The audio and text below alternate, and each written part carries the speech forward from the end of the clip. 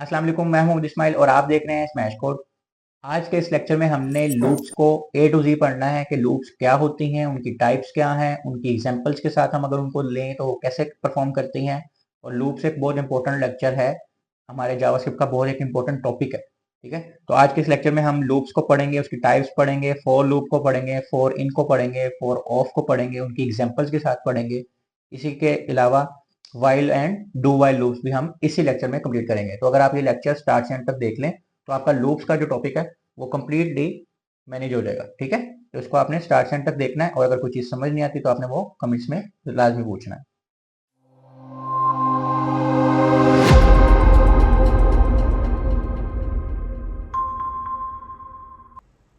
तो जैसा कि हमने देखा था लास्ट लेक्चर में हमने जावास्क्रिप्ट के ऑब्जेक्ट्स पढ़े थे, डाटा टाइप्स के हमारी सारे लेक्चर्स खत्म हो गए थे। अब हमने देखना है कि लूप्स क्या होते हैं। ठीक है, जैसे कि इंट्रोडक्शन में भी आपको मैंने थोड़ा सा बता दिया था कि लूप्स क्या होती हैं। आज हम इसको डिटेल से पढ़ेंगे लूप्स क्या होती हैं और इसकी क्या क्या टाइप्स हैं।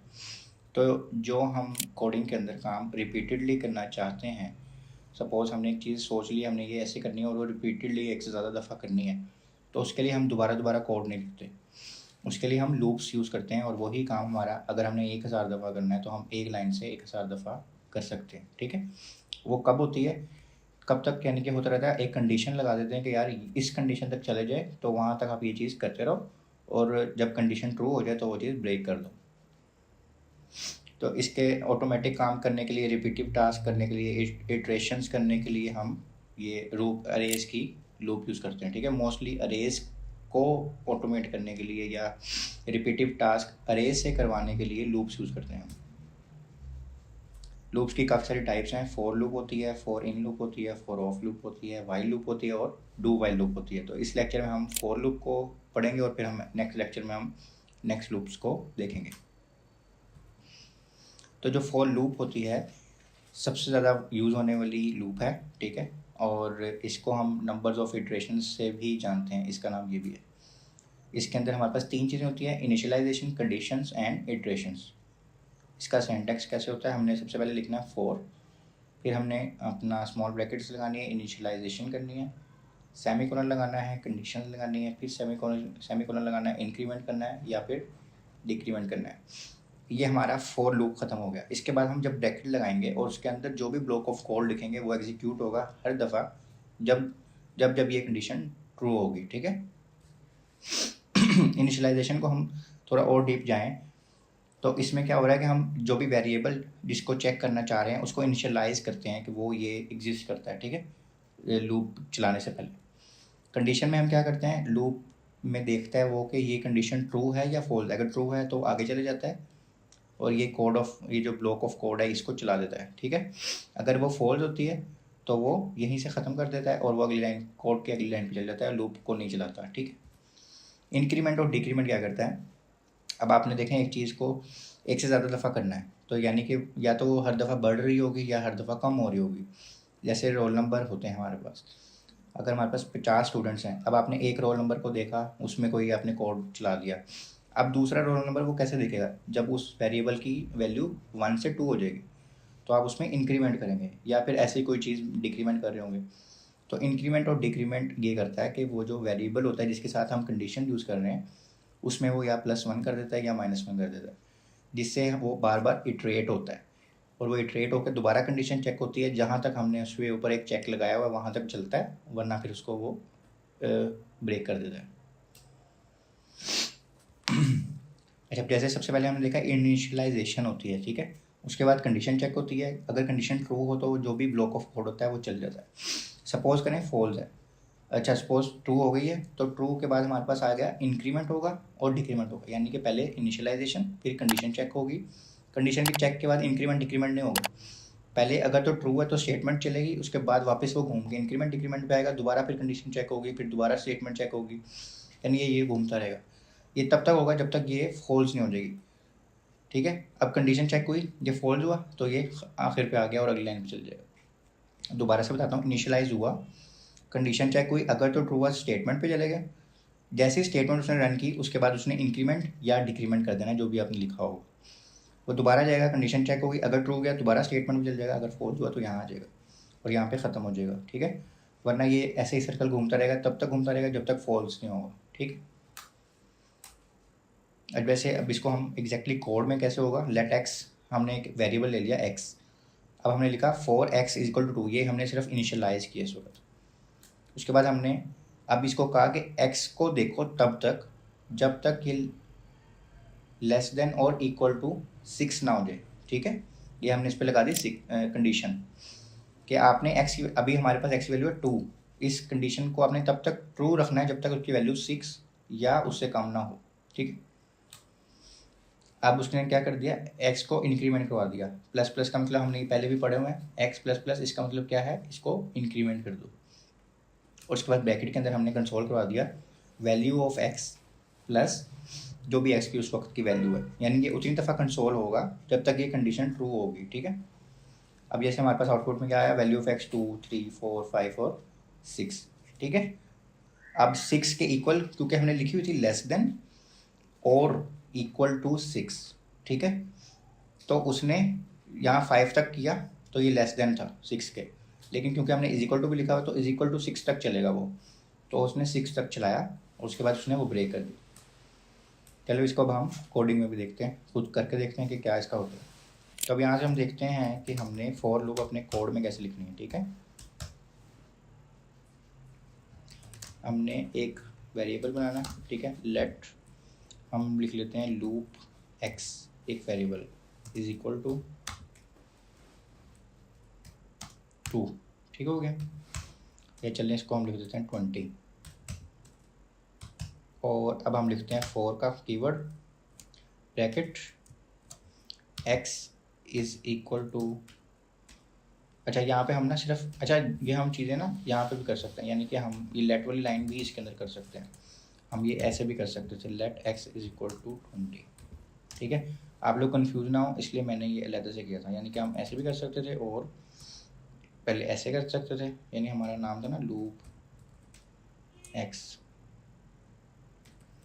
लूप एक्स, इस तरह भी कर सकते थे। यानी हम सबसे पहले एक वेरिएबल बना लें या फिर हम वेरिएबल भी यहीं पे बनाएं और उसको इनिशियलाइज भी यहीं पे करें, दोनों चीज़ें हम ये कर सकते थे।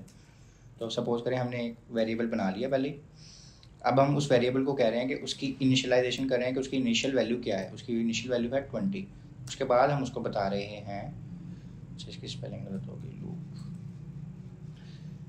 कि loop x is less than और इक्वल टू 25। ठीक हो गया, फिर सेमीकोलन लगाना है और फिर अब बताना है उसको कि इंक्रीमेंट करना है या डिक्रीमेंट करना है।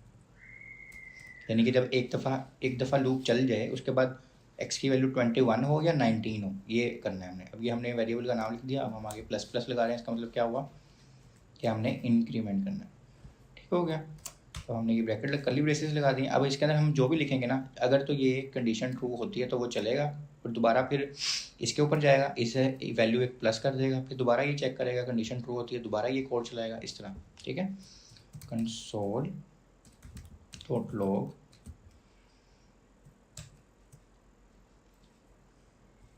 Iteration done. ठीक है, और इसके साथ हम लिख देते हैं and value of loop x is now,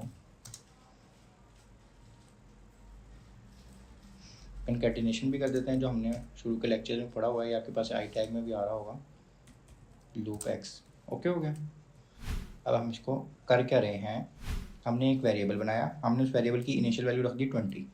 अब हम कह रहे हैं कि उसकी वैल्यू चेक करो जब तक 25 ना हो जाए। ठीक है, और हर दफ़ा उसमें एक +1 कर दो, तो जब वो चेक करेगा वो जब यानी कि ट्रू होगी कंडीशन हमारी 25 वाली, तो वो एक दफ़ा ये चला देगा, फिर दोबारा अगर ट्रू होगी तो दोबारा ये चला देगा। ठीक है, अब इसको हम रन करके देखते हैं, तो ये देखें खुद ही ये 5 दफ़ा 6 दफ़ा चल गई है। Iteration done and value of loop x is now 20। उसके बाद दोबारा चली 21, फिर दोबारा चली 22, फिर दोबारा चली 23, फिर दोबारा चली 24, फिर दोबारा चली 25। तो इस तरह उसने 5 दफ़ा एक ही काम कर दिया। ठीक है, अब यहाँ पे तो हम ये वेरिएबल लूप एक्स ये हम नया बना रहे हैं ना, मोस्टली हम ये अभी तो हम समझ रहे हैं इसलिए मैं इजी यूज़ कर रहा हूँ चीज़ें। हमने ये वेरिएबल नहीं बनाने होते हैं, हमने अरे जो पहले पढ़ी थी ना, उस अरे को उठा के इसके अंदर यूज़ करना होता है, ठीक है, और उसके अंदर मैपिंग करनी होती है और लूप्स वगैरह चलानी होती हैं, उसके ऊपर काम करना होता है। जैसे अरे के अंदर 50 वैल्यूज़ हैं और हर वैल्यू के साथ हमने कुछ ना कुछ करना है, तो हम उसको लूप के ज़रिए कर देते हैं, ठीक है। तो ये एक्चुअल काम होता है लूप का। इसी की अगर एक और एग्जांपल मैं आपको कंसोल में डायरेक्टली करके दिखाऊं, ठीक है, इसका हम वाई कर देते हैं, ये भी आपके सामने भी चलेगी।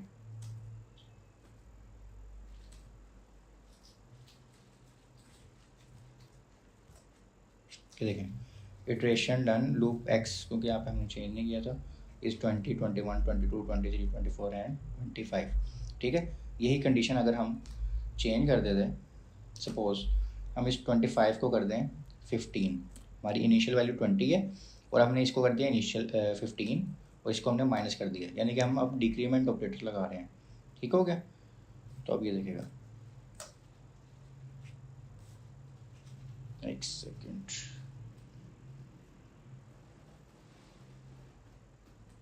इधर हमने अब चलाना, क्योंकि वो लेस देन और इक्वल टू 15 तो कभी भी आएगा ही नहीं, ठीक है। तो हमने लिखना लूप इज़ ग्रेटर देन और इक्वल टू 15, ठीक है, क्योंकि हम तो 15 तक ही तो लेके जा रहे हैं उसको। तो ये अब हमारी पहले 20 थी, फिर 19 हुई, फिर 18 हुई, फिर 17 हुई, फिर 16 हुई और फिर 15 हो गई। तो ये हमारा काम था आज का, जिसमें हमने फॉर लूप चलानी सीखी है, ठीक है। इसको भी मैं यहीं पर डाल देता हूँ, with increment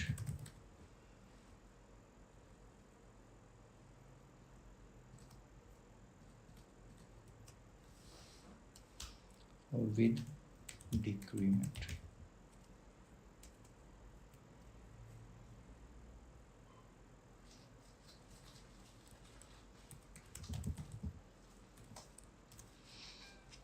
ठीक हो गया। ये हमारे पास अब दोनों वैल्यूज़ में आपके पास फॉर लूप आ गई और हमने दोनों ट्राई भी करके देख लिए हैं, ठीक है। तो आज के लेक्चर में हमने फॉर लूप ही पढ़नी थी, उम्मीद है आपको समझ आई होगी, और अगर समझ नहीं है तो आप कमेंट करके पूछ सकते हैं या फेसबुक के ग्रुप में पूछ सकते हैं। और इसके अलावा मैंने रोड मैप की एक वीडियो बना के डाली है, वो लाजमी देखिएगा, इससे आपको पता चलेगा कि आप किस स्टेप पे हैं इस वक्त और आपके पास नेक्स्ट कितने स्टेप्स हैं कवर करने के लिए, ठीक है। तो अपना बहुत सारा ख्याल रखिएगा, मिलते हैं अगली वीडियो में, अल्लाह हाफिज़। तो जैसा कि हमने देखा है कि हमने लास्ट लेक्चर में लूप देखे थे, आज हम लूप्स के ही पार्ट 2 पढ़ेंगे, और पार्ट 2 के अंदर हमारे पास उसकी दो और टाइप्स हैं जो आज हमने कवर। सबसे पहले है फॉर ऑफ लूप, और ये सबसे ज़्यादा वाइडली यूज़ होती है, ठीक है। फॉर ऑफ लूप जो लूप की एक टाइप है, वो इसलिए यूज़ होती है अगर हमें इटरेबल ऑब्जेक्ट्स को उसके अंदर काम करना होता है तो हम फॉर ऑफ लूप यूज़ करते हैं, ठीक है। वो क्या क्या हो सकते हैं ऑब्जेक्ट्स, वो ऑब्जेक्ट्स हो सकते हैं, नोड लिस्ट हो सकती है, मैप्स हो सकती हैं, स्ट्रिंग्स हो सकती हैं और अरेज हो सकती हैं। मैं नहीं मानता, इसमें से अभी आपने अरेज और स्ट्रिंग्स ही पढ़ी हुई हैं, यानी कि अगर अरे होगी या स्ट्रिंग होगी उसके अंदर हमने कोई भी फंक्शनैलिटी करनी है तो हम फॉर ऑफ लूप यूज़ करेंगे, ठीक है। क्योंकि उसमें क्या होता है, उसमें इटरेबल ऑब्जेक्ट होते हैं, यानी कि एक ही चीज़ होती है उसके अंदर ज़्यादा सारे, अगर एक स्ट्रिंग है उसमें स्माइल लिखा हुआ है तो आई एक लफ्ज़ है, आई एस एक लफ्ज़ है, एम एक लफ्ज़ है, ए एक लफ्ज़ है। तो अगर हमने आई पे अलग फंक्शन करना है, एस पे फिर करना है, फिर एम पे करना है, यानी एक ही काम सारों पे करना है लेकिन बारी बारी, इसको इटरेबल ऑब्जेक्ट कहते हैं, ठीक है। ऐसी अरे में क्या होता है, एक ही अरे होती है लेकिन उसके अंदर अलग अलग ऑब्जेक्ट, अलग अलग उसकी वैल्यूज़ होती हैं। तो आपने अगर उसके ऊपर कोई फंक्शनलिटी ऐड करनी हो तो उसके लिए हम फॉर ऑफ लूप यूज़ करते हैं। अच्छा, इसका सिंटैक्स कैसे है, सबसे पहले हमने फॉर लिखना है, उसके बाद हमने अपनी स्मॉल ब्रैकेट लगानी है, उसके बाद हमने लिखना है यहाँ पे वेरिएबल, कोई भी हम यहाँ पे अपना वेरिएबल का नाम लिख सकते हैं, ठीक है। उसके बाद ऑफ का कीवर्ड ये लाजमी यूज़ करना है, और इटरेबल यानी कि यहाँ पे हम अपनी अरे लिखेंगे या जो भी आपके पास होगा, अरे या ऑब्जेक्ट या जो भी चीज़ है। उसके बाद हम कर्ली ब्रेसेस खोलेंगे और यहाँ से हम जो भी हमने इसके ऊपर वर्किंग करनी है वो करेंगे और अपनी ब्रैकेट बंद, तो ये हमारा काम हो जाएगा, ठीक है। अच्छा, वेरिएबल में मैंने जैसे बता दिया, हम लेट और कॉन्स्ट वार किसी से भी इनिशिएट कर सकते हैं और अपना वेरिएबल का नाम लिख सकते हैं। उस वेरिएबल के अंदर इसकी एक एक वैल्यू सेव होती रहेगी, ठीक है। और यहाँ पे इटरेबल का मतलब ये है कि जो अरे होगी, मैंने पहले आपको बता दिया। एग्जाम्पल से देखते हैं इसको। अब जैसे हमारे पास एक ये अरे है, ठीक है। अब वो कह रहे हैं कि एक स्टूडेंट्स की अरे है, उसके अंदर ये तीन चीज़ें हैं। अब अगली लाइन में वो कह रहे हैं फोर का कीवर्ड लेट एलिमेंट, एक नया वेरिएबल उन्होंने बनाया एलिमेंट के नाम से, ऑफ स्टूडेंट्स, स्टूडेंट यानी ये अरे। अब हो क्या रहा है यहाँ पे, क्या आ रहा है, कंसोल डॉट लॉग एलिमेंट। उसने हर दफ़ा क्या करना है, सिर्फ एलिमेंट को कंसोल करवाना है।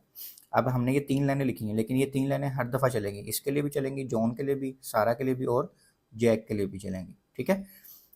तो एलिमेंट के अंदर सेव क्या हो रहा है, सबसे पहले एलिमेंट के अंदर सेव हो रहा है जॉन, ठीक है, ये चल गई लूप, दोबारा चलेगी सारा, और उसके बाद तीसरी दफ़ा चलेगा तो उसके अंदर क्या आ जाएगा, जैक। ये देखें, सबसे पहले जॉन आया आउटपुट में, फिर सारा, और फिर जैक। अच्छा, ये थी फॉर लूप। अब हमारे पास है in loop, for in loop, ठीक है। वो फॉर ऑफ लूप थी, ये फॉर इन लूप है, दोनों में थोड़ा सा फ़र्क है, इन दोनों को हम ड्राइव करके देखेंगे।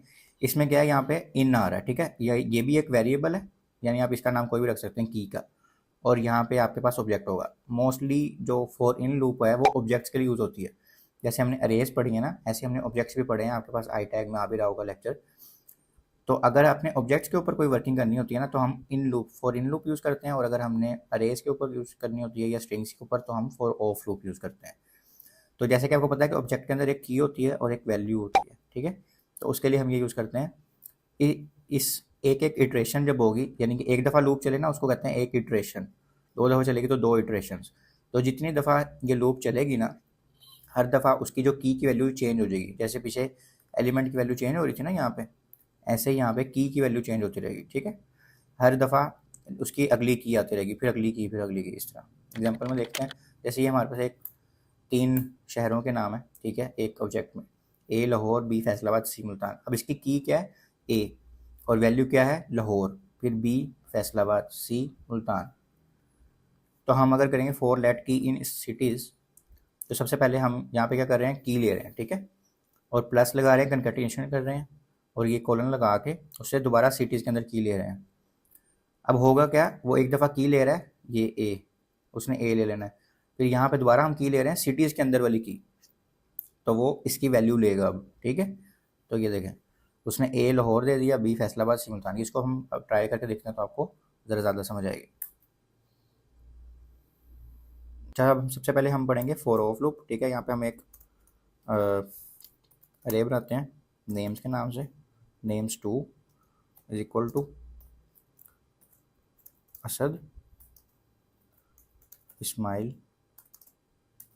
और अली, ठीक हो गया। अब हमने इस पे लगानी है फॉर ऑफ लूप, ठीक है, फॉर ब्रैकेट खोलनी है। अब हम यहाँ पे एक नया वेरिएबल बनाएंगे, इसका वर्ड लफ्ज़ हम कुछ भी लिख सकते हैं, ठीक है। लेट हम लिख देते हैं काउंट, लिख देते हैं, ठीक है, ताकि आपको ये ना लगे कि सिर्फ एलिमेंट ही लिखना है। अब ये जो ऑफ लिखना है ये लाजमी लिखना है, ठीक है। लेट काउंट ऑफ, अब अपने अरे का नाम लिखना है, जो भी आपके अरे का नाम।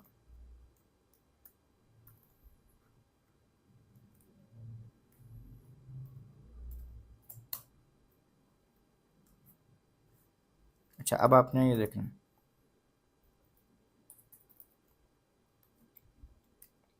अगर मैं इसमें सिर्फ इसको कंसोल कराऊँ, ये जो मेरा कीवर्ड मैंने बनाया,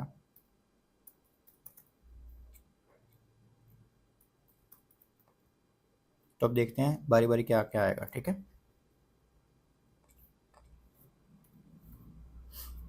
ये देखें, सबसे पहले हमारे पास क्या आया, असद, उसके बाद हमारे पास क्या आया, इस्माइल, उसके बाद हमारे पास क्या आया, अली।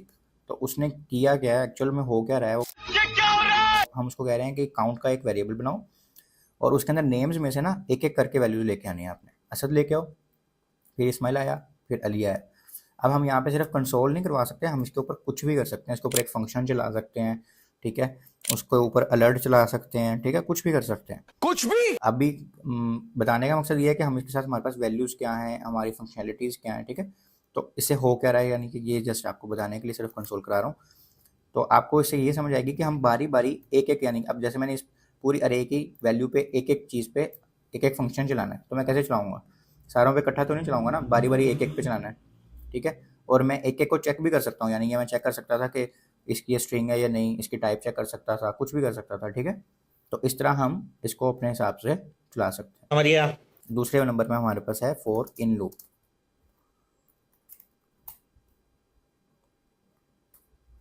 ठीक है। इसमें क्या है, थोड़ा सा चेंज है, एक तो ये ऑब्जेक्ट्स के लिए है, ठीक है। लेट नेम भी ले लेते हैं,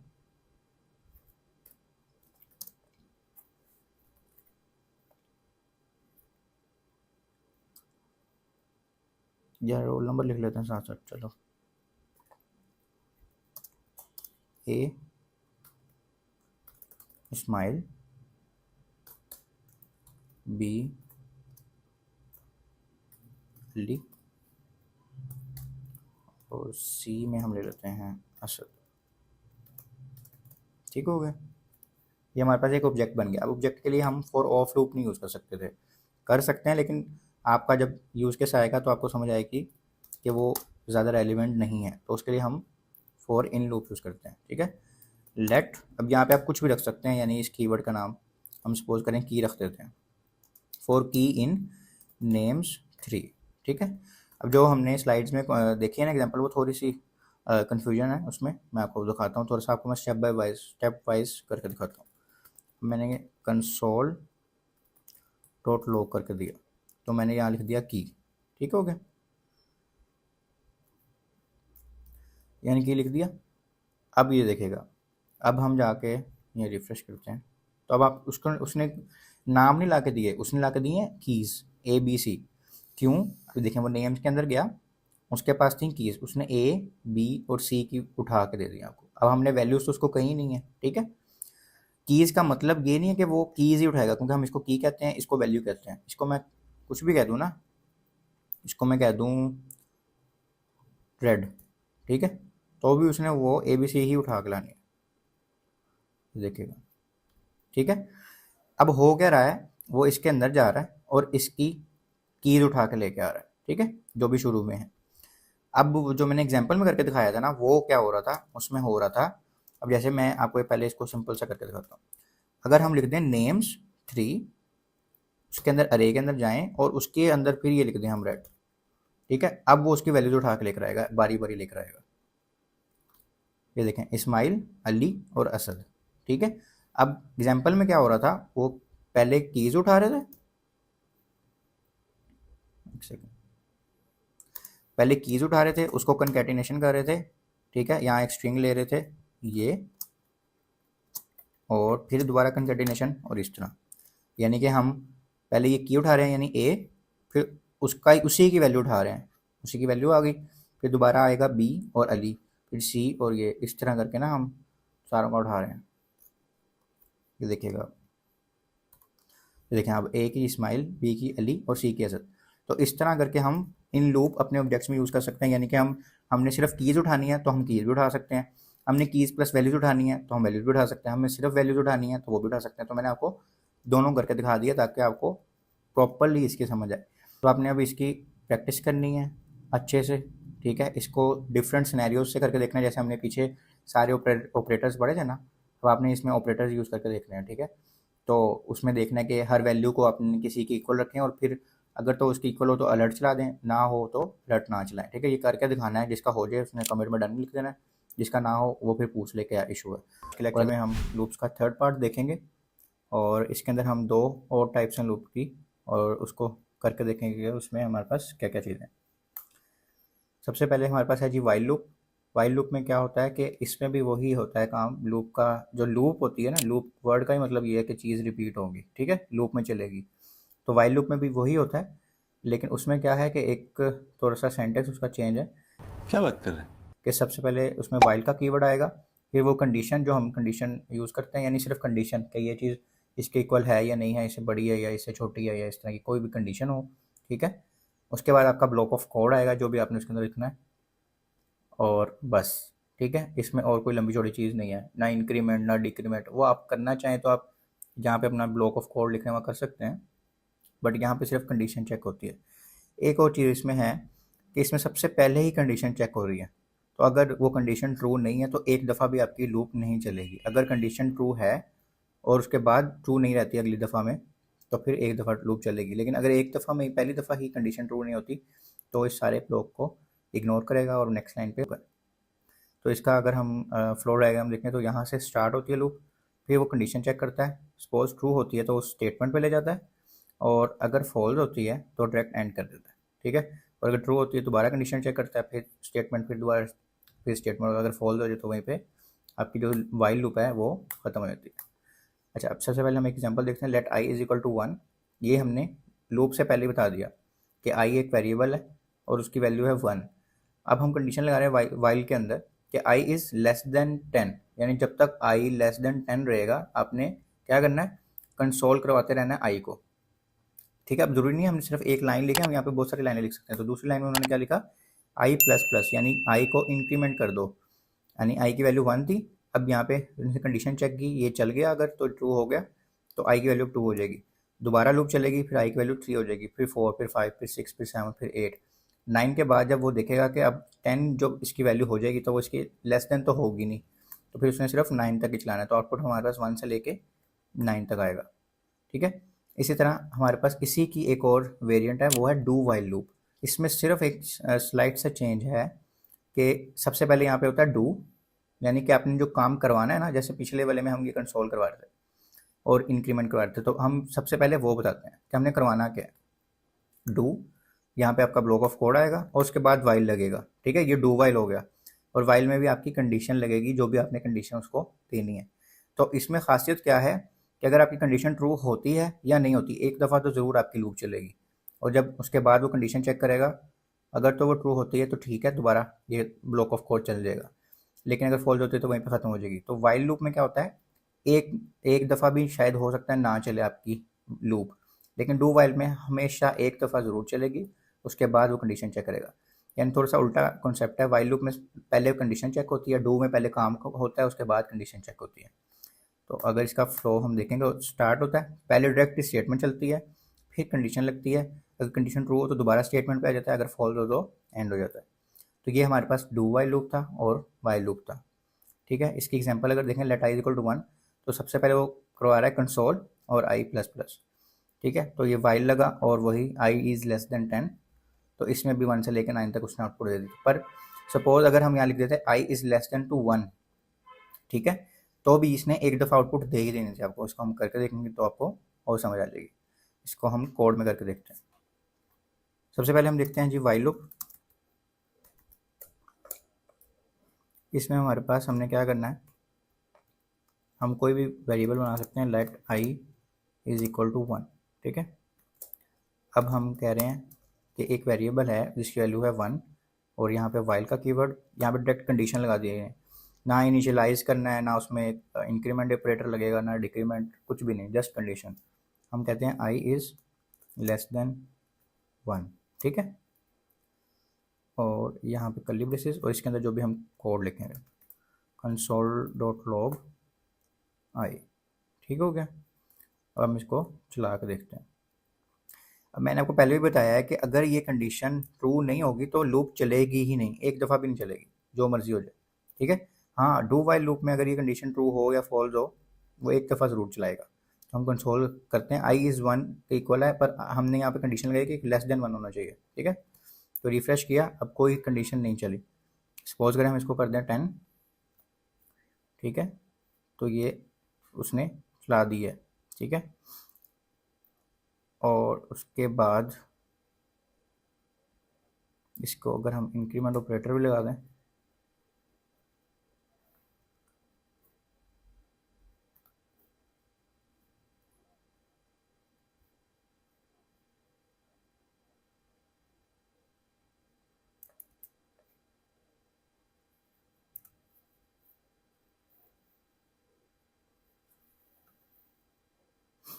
तो ये हमने इंक्रीमेंट ऑपरेटर भी लगा दिया है। तो अब क्या होता है, एक दफ़ा चलती है लूप, आई की वैल्यू 1 थी, अगली दफ़ा 2 होगी, फिर 3 होगी, फिर 4 होगी, फिर 5 होगी। तो उसने जब तक आई की वैल्यू लेस देन 10 नहीं हुई, उसने उसकी लूप ख़त्म ही नहीं की। ठीक है, तो इस तरह हम वाइल लूप को यूज़ करते हैं। अब अगर हम इसी के बाद डू वाइल लूप देखें,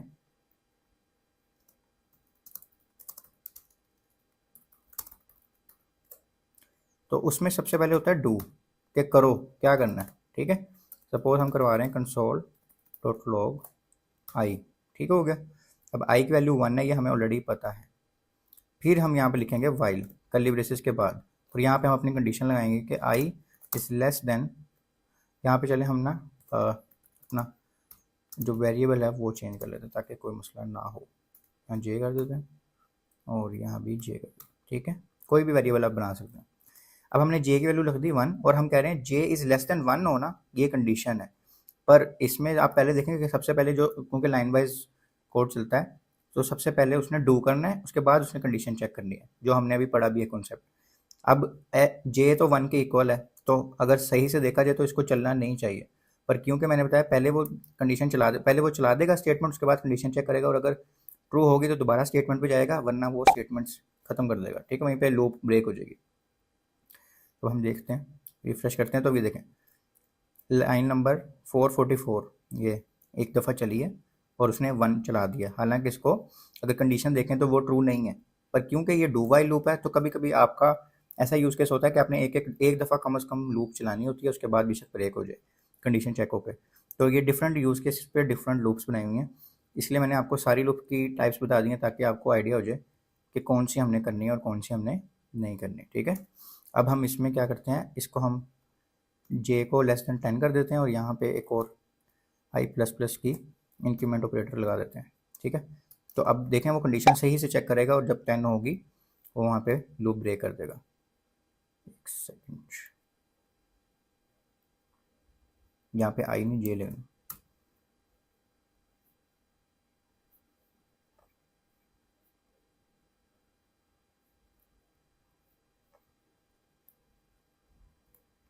ये देखें अब लाइन नंबर 44 से ये चल रहा है 1 2 3 4 5 6 7 8 9 10।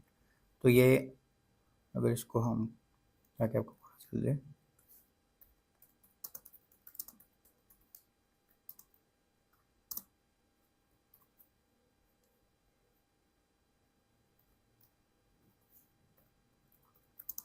मैं कंसोल में ये कंकेटिनेशन कर रहा हूँ ताकि आपको आइडिया हो कि कौन सी लूप का कंसोल चल रहा है, ठीक है। ये डू वाइल लूप का चल रहा है और ये वाइल लूप का, तो इसने भी 1 से लेके 9 तक चलाया है, और जब उसको समझ आई है कि ये कंडीशन यहाँ पे ट्रू नहीं हो रही, वहीं पे उसने लूप को क्या कर दिया, ब्रेक कर दिया, ठीक है।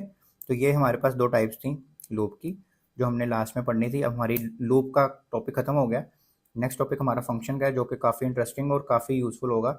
आपकी जो जावास्क्रिप्ट की बेस है वो फंक्शन के ऊपर डिपेंड करती है, तो नेक्स्ट लेक्चर में हम इंशाल्लाह वो पढ़ेंगे। और उम्मीद है आपको समझ आई होगी, अगर कुछ समझ नहीं है तो आप कमेंट्स में पूछ सकते हैं या फेसबुक के ग्रुप में मैं होता हूँ, आप वहाँ पे अपनी क्यूरी पूछ सकते हैं। क्यूरी कैसे पूछनी है उसकी भी मैंने एक वीडियो बनाई हुई है, वो आपको ऊपर आई टैग में आ जाएगी। तो इसकी खूब प्रैक्टिस करें, क्योंकि जावास्क्रिप्ट आपको प्रैक्टिस से आनी है, देख देख के नहीं आनी सिर्फ लेक्चर। तो इसकी प्रैक्टिस करें मैक्सिमम, और प्रैक्टिस से जब आपको कोई भी एरर आएगा तो आप फेसबुक के ग्रुप में पूछ सकते हैं।